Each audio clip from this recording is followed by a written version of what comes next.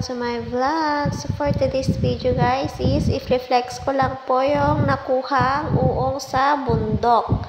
So yan siya guys. So nakuha po yan sa bundok guys. Ito po yung uong mushroom po yan. So meron din tayo dito guys, dahon ng ampalaya.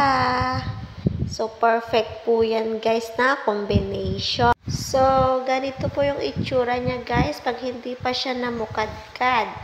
So, ganyan siya guys. Ito yung nakuha lang po sa bundok. So, tag-uong po kasi ngayon dito guys. So, yan po guys. Nakuha po nila yan sa bundok. So, sobrang sarap po niyan guys sa dinengdeng. And mas bet ko po siya sa tamalis. So, yung tamalis guys is binabalot lang po siya sa dahon ng saging. Then, lalagyan lang po siya ng konting asin. Tapos, saka siya iluluto sa konting tubig. So, yun po yung mas bet ko sa uong, sa mushroom. So, yan siya guys. Perfect po yan sa dinengdeng. So, that's it for this video guys. Hope you like it. Bye!